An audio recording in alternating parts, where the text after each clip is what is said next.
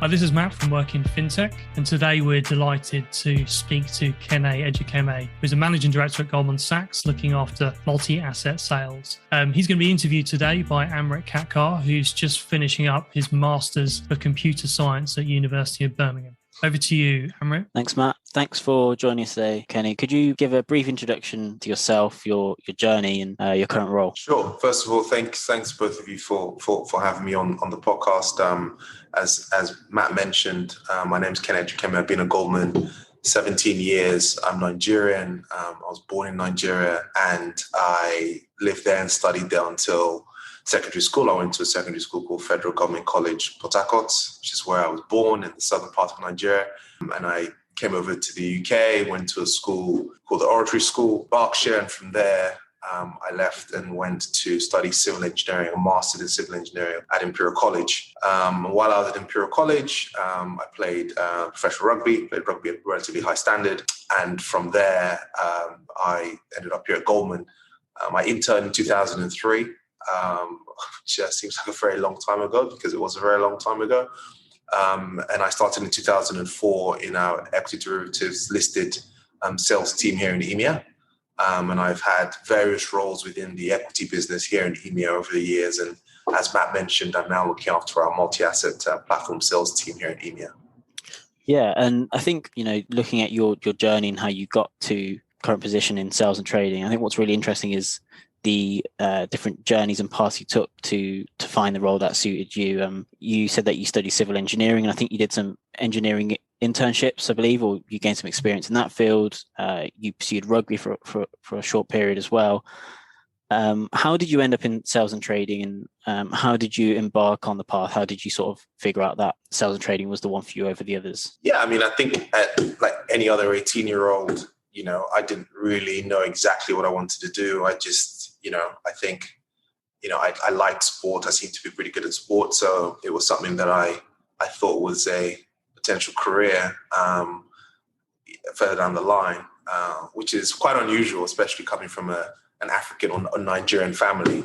That's not really a route that, a lot of people sort of think about, certainly back in the day. So it was an idea that I would go down the sports route, but it wasn't really top of my list. Obviously, civil engineering was what I was, went to Imperial to study, and that was what was going to be the natural path after Imperial. But I think in the early days, it became very apparent that it's not something I wanted to do. I thoroughly enjoyed the course. I enjoyed the analytical side of it. I particularly enjoyed the maths and sort of theoretical and the physics side of it. And I wanted to do that, but, I knew it's not what I wanted to do. I confirmed this by doing several internships in my first and second year, offshore and onshore at, different engineering firms, alongside playing rugby, just to make sure that, there wasn't something that I was missing. But I think having done a few stints, I think it was pretty obvious to me that it's not something that I wanted to spend a long part of my career doing. So then I dedicated a lot of time to my rugby. I was lucky enough to play for London Irish, and I captained the academy, and I played a pretty high standard with the first team, and I think I did that for a very long summer, and the idea was to continue doing that full time. But again, although I love the sport, I just really missed the sort of the other aspects that a career outside sports gives you, the intellectual aspects, and I sort of missed the analytical side, the mathematical side, and so I sort of had a decision to make. Again, I didn't really know what I wanted to do. I knew I wanted to play rugby, but I knew I didn't want to do it full time. And so through discussing with my friends and talking to a lot of sort of different mentors and people that are in the industry and working already, they suggested that I go into finance. Originally, it was quite daunting because I was studying civil engineering. I wasn't doing finance-related course. I wasn't doing economics. And so it didn't seem like an obvious career. But I got encouraged by the people that I spoke to just to try it. And I tried it. And at the time, I didn't know how I was going to be able to combine it with my aspirations to continue playing rugby. But I just tried it anyway. and luckily enough, I managed to get on the internship here at Goldman. I managed to do pretty well. And then fortuitously, I also found the desk with a manager who, was very, very flexible, understood my aspiration to obviously have a career in the city, but also to continue my passion, which was rugby, and they made the space. And my manager made the space, the firm made the space, and they took that risk on me, and I'd like to think that 17 years on, I've paid back a little bit of that. But yeah, so that's how I ended up here. And I think that for me, to answer your question more directly, I think maybe the summary from my experience is just to try. I think a lot of times people look at people's careers, and if you read somebody's CV, it looks like a very linear, well-planned path. But I think that from the lesson from my experience is just to give it a go. Don't sort of try and wait and get it perfectly planned in a vacuum. I did civil engineering internships. I thought that's might be what I wanted to do, although I was pretty sure it wasn't. I tried it just to confirm. I realized it's not what I wanted to do. I then pivoted to other things. And I've ended up being in a situation where I'm doing a fair selection of the things that I'm interested in doing. And obviously, getting paid for it and building a career around it. How did you feel engineering helped as your career progressed? Was it the case that when you started, you might have felt kind of behind the pack because you didn't understand some of the finance side of things, but did some of the skills you then had as this foundation then help you as your career went on? Yeah, definitely. I would say that there were a couple of transferable skills from the degree because a lot of the financial models, a lot of the assumptions in financial modeling are just engineering models that have just been converted and used for financial products. So I was quite familiar with some of the mathematical sides of what it is that we do. But you're absolutely right. I had no idea about the jargon. I had no idea about the language. So I didn't have an advantage there. But where I did have a little bit of advantage was the university I went to. Imperial College definitely prepares you for a life of long hours and a life of hard work, and I think that was something that I think definitely helped me when I started because, combining, a analyst role in a bulge bracket investment firm and, obviously playing, having a life in professional sport is going to require a lot of your time, not a lot of sleeping. And so I think my 4 years at Imperial sort of prepared me for that life of endless hours of work and not a lot of sleep. And on that point, actually, with your rugby sort of professional career, you often hear about the transferable skills between sports and investment banking, the competitiveness. What are some of the intrinsic skills that are comparable that you get from sport, and what's that transition like going from sport to sort of investment banking? Yeah, that's actually a good point. That was the other thing I forgot to mention was, able to operate within a team environment definitely helped. I think being able to work as a team, probably arguably our biggest competitive advantage as a species, right? It's, humans able to organize themselves in large groups to fulfill a common goal, and I think it's a very important skill. It's a very important skill in working life. And I think not just playing sport, but playing team sport definitely helped me when I came onto the trading floor. Certainly back in the early 2000s when I started, there was still a very sort of strong emphasis on sort of very team-orientated setup on the trading floor. Obviously, over the last few years, a lot of it has been disrupted by technology, which I'm sure we're going to go on to talk about later in the podcast. But, back then, there was some technology involvement in what we did, but, it was very much there's a lot of emphasis in knowing your role within the team, knowing when to push forward and lead, knowing when to fall back, knowing when to, pick up the pace, knowing when to, help somebody that might be struggling, or when to put up your hand and ask for help, and I think all those sort of skills, I think I learned rather strangely on a rugby pitch and playing all types of different sport, and it really, really helped and served me in good stead. In addition to, the training that I've had around time management, working, towards often very, very tight deadlines that I picked up at Imperial. By the sounds of it, a balance of some technical understanding of, if you're in the more complex side of things, mathematics and engineering, and intrinsic or transferable skills of teamwork, working under pressure. A balance of those is a good combination for working within an investment banking or finance setting. Is that sort of, would you say that's quite along the lines? Yeah, I would say so. And so for graduates and for people applying for spring internships, summer internships, it's incredibly competitive now. I think there's 4 in 5 students achieve a first or a 2-1 in their bachelor degree. So grades are no longer a single prerequisite for breaking into these sectors. How does a student stand out for when applying to Goldman, and I guess more generally as well for spring and summer internships and grad positions as well? Yeah, I mean, I often joke with some of my colleagues that we look at some of these CVs that come through and some of the grades we see. It's unclear that we would have been able to make it into the current careers that we have if we were applying now, because everybody, is straight A student with a 2-1 on first class. So I think the way to get around that, or the way to sort of make yourself stand out, is to shine a light on the things that interest you outside of your degree. I think that makes a massive difference. I think more and more people, what more and more employers want to see now is more of a rounded candidate. What else is this individual capable of doing?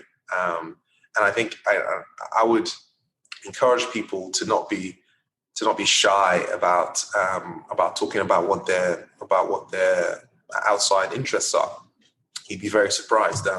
There's a lot of people that are into a lot of different things, and what you really want to do is find an area of commonality, an area in which you can discuss, in your area in which you can build rapport with the person that you're talking to. So, grades are still important, as you mentioned, for sure.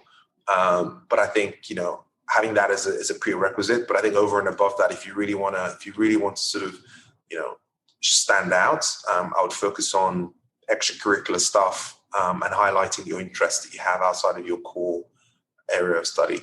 And what are some of the sort of values you look from those experiences? I think you often hear about dealing with failure in previous experiences that can help. And I guess, we've mentioned a couple of them, working in teams and stuff, but those experiences outside of university, how valuable are they, not only for just applying for a particular role, but shaping who you might become in the future? How valuable is that, do you think? I think it's really valuable, especially, studying in the UK, where arguably I think you're forced to specialize quite early, certainly versus, other countries like the US, in Europe, where they did where they did international baccalaureate. So I think that, to the extent that you can keep your interest quite broad within what arguably I think is a pretty restrictive sort of education framework, I think that's going to help you. The reason it's going to help you is because it gives you the ability to pivot. It gives you the ability to pivot between careers, within careers. I give you a little small snippet of my journey that went sort of engineering, rugby, then finance. I think that the more you're exposed to, the more equipped you are to make those pivots, to make those changes. And also within the working life now in the city, like our business is changing so quickly that, you're having to learn on the job the ability to pivot and make changes quickly to keep up with the rate at which the business is changing. It'd be a lot easier if you've built a lot of those skills before you start here, before you start a career. So stretch yourself. If you are a STEM focused student, spend some time on humanities, right? Learn a language. If you're someone that's focused on languages, and humanities, why don't you learn learn a new coding language? Just these things to sort of stretch your brain, stretch your mind, and really help you build up those skills that will allow you to pivot, not if things change, but when things change. I want to come on to Goldman now. Goldman is a brand and ethos that stands out in the finance sector. I think even if you look outside of that, it's a name that's known by people outside of finance. So it's got a reputation. Why do you think Goldman Sachs has that brand and that reputation? Yeah, I think for me personally, when I think about the Goldman brand, what comes to mind is just this excellence. I think it's a working environment that almost demands excellence, excellence for our clients, and that's internal and external clients. And I think that that's quite attractive, because I think if you are a ambitious person, you really want to be part of the team that wants to be the best. And I think certainly I've benefited from working with some very good people, and as I mentioned earlier on, having some very good bosses, very good leaders that have helped me do the best that I can, bring the best version of myself to work. It could be very easy for somebody to say, hey, listen, I'm not really interested in this guy. I guess he goes to Imperial, he kind of wants to play rugby, but we just want someone who wants to be on the desk. That would have been a very easy for somebody to say and sort of discount me, and I wouldn't be here talking to you. But I think that the firm goes over and above to try and achieve that excellence. And if it needs to think outside the box to make room for talent, or if it needs to think outside the box to solve a client query, a client problem, a client issue, you have the organization set up in such a way that you can challenge the status quo and make those changes, but B, you've got the quality of people, the quality of person, to find what that solution is. So for me, it's really just that excellence. It's to work in a place where people are good, people are dedicated, people are ambitious, people are committed, people are focused purely on what the client wants, which is, as I mentioned before, internal and externally. Could you just drill down on, you made a comment about you've had good bosses in the past, and actually we've heard that as a theme from lots of people we've spoken to, that actually trying to find or being lucky enough to get a good boss is really valuable. And you might not know that from day one, but is there things you could look out for if you're a student looking for jobs now? Are there things you could try and do and find out about people that might shine a light on if they're a good boss or not? Yeah, that's a very good question. And it's not something that I think it's that obvious to people when they're looking for jobs. They're just looking for roles, locations, which city, what's the title. All those are important, but as you said, the team is also important. And I think the sort of telltale signs of a team that you may fit into is have a look at the most junior people. What are they doing? Are they enjoying it? Do they look motivated? Are they excited to be there? And then also look at the intra-team sort of interactions. How flat is the structure? Does the manager does him or her sit in an office in the corner of the floor and they never come out and don't talk to anybody? Or do they come out all the time and they're talking and making a lot of jokes and it's very, very informal? Like, all these things are very important. Now, it's not one size fits all. Some people like different things. Some people like the more hierarchical approach. Some people like the flatter approach. Some people the key is to really understand what environment it is you work best in and watch out for that when you go and you start trying to find a job. And as I mentioned, I'll say it again, the telltale signs are usually in front of you.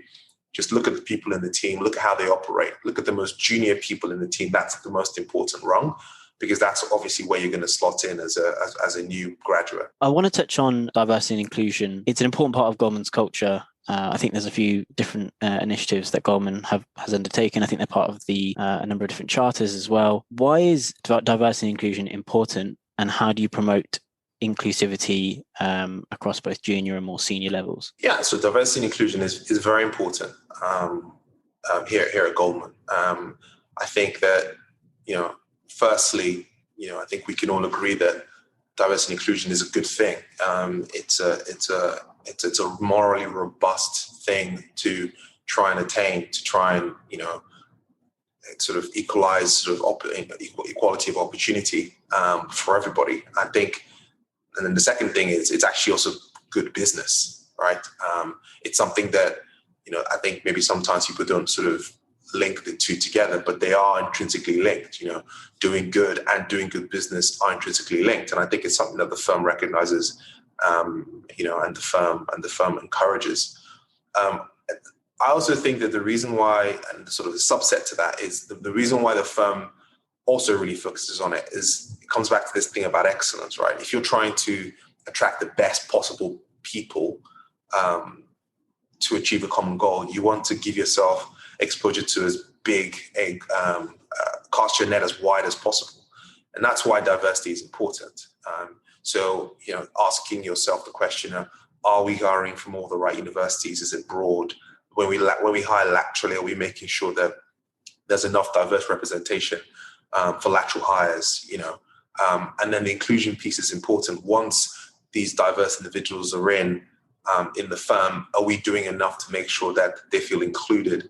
Are we challenging the system enough, to make sure that, the talented engineer who also is a cellist, has the space in order to come here, work at Goldman, and continue what it is they want to do outside the firm?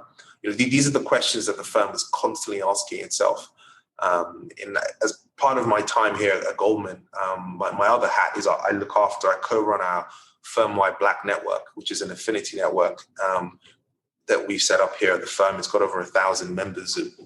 What the affinity network does is it creates an environment where people can come and they can celebrate and learn about Black culture. So if you are a Black professional here at Goldman, there's a space, there's a group in which you can go. You can feel like you can express your culture. You can celebrate your culture, be it Independence Day for the country of your origin, an African country of your origin, or your Caribbean country of your origin, or if you are a manager of Black professionals, and you really want to learn about Black culture because that'll help you become a better manager. This is an environment in which you can have this mutual exchange of views and ideas. So that's really helps drive the inclusion piece. And there's a lot of other things that we're doing internally that really helps that. There's a lot of sort of manager training. There's a lot of informal events that the firm sets up to really drive this dialogue and drive this conversation. With this end goal being to do the right social good, like do the right social thing, and obviously do good business, right? And the two are completely linked. And I think the one thing that the firm does very, very well is I think that the internal strategy for D&I, I think it's extremely strong. We have a large amount of people within our human resources department that are dedicated to it. But then also, it's not a human resources problem or human resources task. There's a lot of people like myself who are outside human resources or human capital management, as we call it, who feel very just as responsible for driving the diversity and inclusion agenda. And that's why I think that the strategy has been so successful within here Goldman is that you got this sort of symbiotic relationship between HCM colleagues and those outside HCM who are working commonly together to get stuff done. Yeah, I mean, I think I entirely agree. I think diversity of inclusion isn't just it's a diversity of thought, and when you have that, you improve. I think empirically, it's proven that you improve performance as a consequence. In terms of, if we move on to the sort of fintech and technology piece, we've seen the impact the digital acceleration has had on our lives at home. These Zoom calls, for example, were a thing that we didn't even consider a couple of years ago. What impact does technology have in your current role across the global markets business, and how important is fintech technology for global markets, for the evolving space? It's absolutely critical. I think that certainly in the early 2000s and even now, we continue to invest so much in technology that I think we internally used to call ourselves a technology company with finance with a bank attached. I think that probably overstated a little bit our capability, but really it's absolutely critical. Why is it critical? It's critical because our clients are demanding more and more from us. They're demanding more, and they're demanding it faster, and they're demanding it at a higher quality. And the way that you're going to be able to respond to that increase in demand is not always, in fact, I would argue, it's not by throwing warm bodies at the problem. It has to be technological. It has to be efficient. And so as a consequence, we have, it's something we invest in pretty significantly as a firm. And that's at every single part of what we do. From, hiring, we use a lot of technology in sort of looking through CVs, trying to find candidates. Obviously, we then, that's the initial process, and then we then put some professional eyes on it. right up to, doing transactions, doing trades. A lot of the trades that we do now, are done electronically. And our clients demand that speed and efficiency. And the only way we can deliver that is if we have the right infrastructure, the right piece of software that works for our internal systems. And then that can also integrate seamlessly with our clients. The other thing that's happening that maybe is in the middle is a lot of the analysis that we do on the trading desk. We used to do that internally. Client would ask me for help them solve a problem to do with an investment or to put forward or their portfolio. And what I would do is I would run around internally and do the analysis myself. Clients are now demanding that they want to do that themselves, and they want to do that themselves within a couple of minutes. The only way we can deliver that is through technology. And so I would say it's absolutely critical that the rollout has been driven by demand. It's a demand side problem. Clients are asking for it, and we're having to react and invest. And then the last thing I'll say on that is that the technology is not just only something that our clients demand that we invest in and we deliver, but actually technology is something that actually makes the job more fun. I think technology has allowed me and allowed a lot of us to sort of automate a lot of the more mundane aspects of what we do. I mean, I'd love to sit here and say that I love every single part of it, of my job. Certainly I love large parts of it, but there are definitely aspects of it that I think technology is helping us solve and is helping, it's been helping me remove that from my day to day. And really and so I'm left with just high quality work that I'm excited to do, that challenges me, allows me to sort of demonstrate my value add more to the client and more to the firm. Important, do you think skills around technology like coding and getting deep in that side of it is? How important are they compared to actually how important is it for you in your role just to be able to interface and speak a language so you can talk to a developer who then does the coding rather than you doing the coding themselves? There's kind of a step removed, or maybe a few steps removed. And now that you're running like platform sales, you obviously, no doubt, have a lot to do with the product and the platform itself, and you're dealing with those teams. What skills would you say would either set someone apart or would be useful to start learning now if they're still young, so that they can have that advantage when it comes to technology if they're not coding? If you're coding, that's great, but it's quite deep. Whereas this broader, I think when we spoke before, we were talking about being a generalist versus a specialist, and it's having that kind of ability to talk in a language that a developer can understand is nearly as useful as coding in itself. Could you just elaborate on that? Yeah, I think that's a very good question. I think in my role as a salesperson, I don't necessarily need to be deep in one language, but definitely it definitely has helped, knowing a little bit about the language, like it has helped knowing a little bit the logic, how it works, like how developers think. It helped in my degree because back in the day we were using an old language called Visual Fortran, that I never thought I'd ever use again. And I certainly don't remember a lot of it, but I definitely remember the process of thinking through problems, the process of breaking down problems logically and trying to represent them and solve them through software, right? By working with the developer and trying to come up with software solutions.